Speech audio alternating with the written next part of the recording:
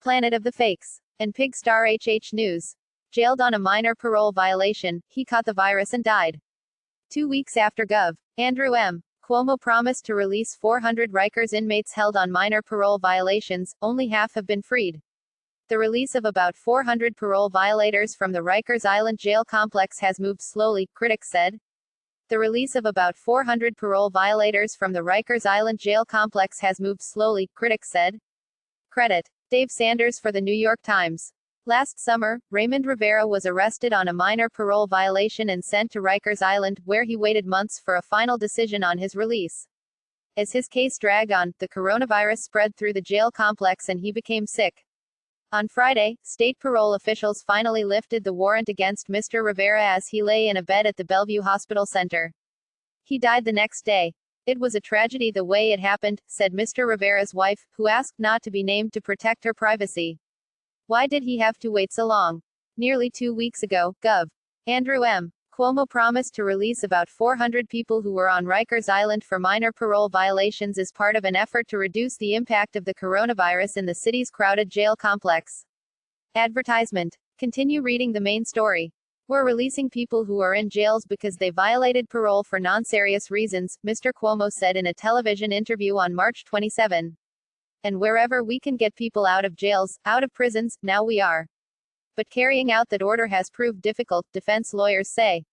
The state parole system has largely ground to a halt because of the pandemic, leaving hundreds of people in limbo, including those like Mr. Rivera who were detained on technical violations. So far 195 parole violators have been released from New York City jails, city officials say. Unlock more free articles. Create an account or log in. Aides to Governor Cuomo dispute that number and defend their efforts, saying the state has been moving as expeditiously as possible to release people who pose little danger to the public but who are at a high risk of dying from the virus, mostly older inmates with underlying medical problems. Latest updates: coronavirus outbreak in New York. New York schools are closed for the rest of the academic year. NYC will move hundreds of homeless people into hotels as deaths in shelters surge.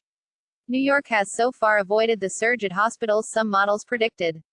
See more updates. Updated 5 ago. More live coverage, Global Markets US.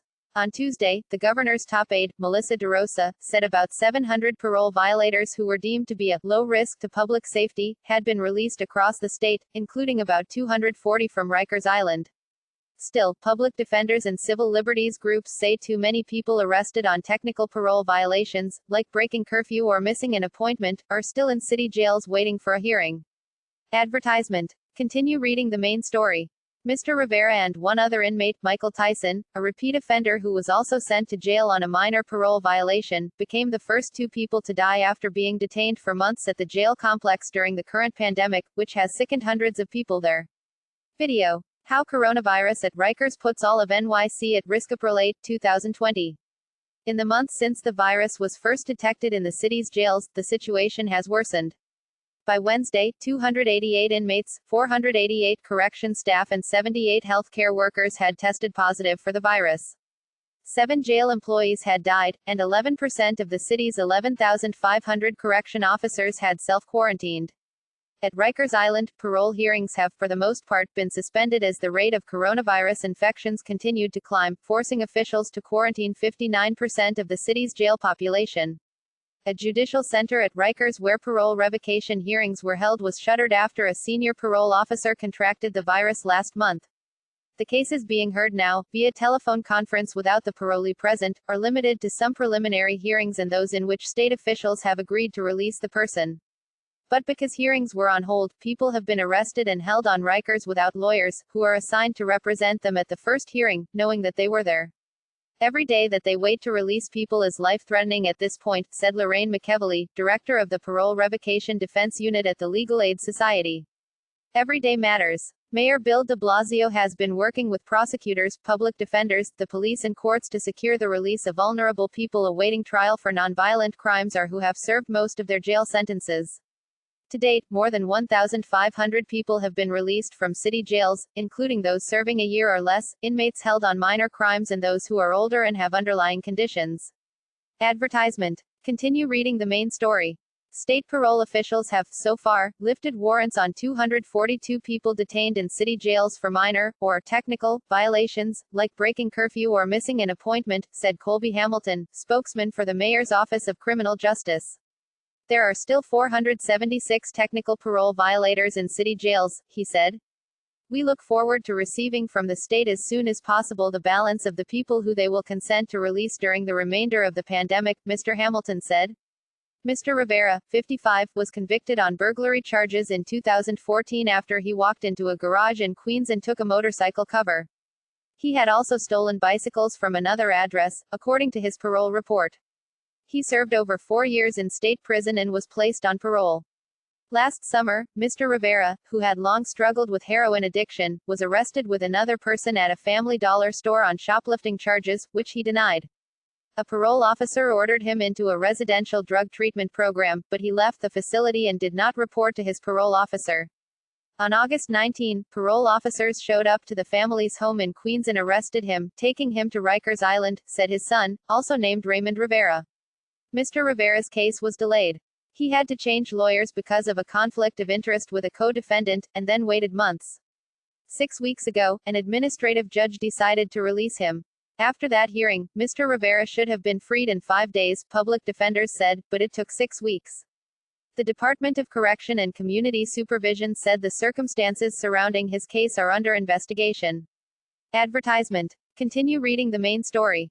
Mr. Rivera became ill and fainted in jail. He was sent to the prison ward on the 19th floor of the Bellevue Hospital Center, where he not only tested positive for the coronavirus, but doctors discovered he had cancer. Though an administrative judge had said he could be paroled, a correction officer stood outside of his room. He's supposed to be a free man, his son said. On April 3, state parole officials lifted the warrant against Mr. Rivera, releasing him from custody.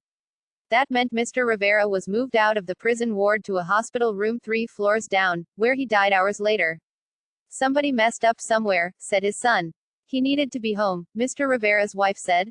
A day later, Michael Tyson, 53, who had been held on Rikers Island since Feb 27 after he failed to report to his parole officer, also died at Bellevue Hospital Center following complications from COVID-19. His sister, April Wade, said he had heart surgery and was coping with diabetes and high blood pressure. In his case, state officials said they would not have supported release. He had done 7 stints in state prison for convictions that included attempted rape and attempted robbery. Still, he never had a chance to make his case before a judge, public defenders said. He had a parole revocation hearing scheduled for April 20 but was hospitalized on March 26. Ms. McEvely said Mr. Tyson's lawyers did not know he was at the jail. They only learned about his case after he was taken to the hospital. This was at the height when the pandemic was really hitting, Ms. McEvely said. This is the black hole that people are sent into. Full video link in the description. Like, comment, share, subscribe.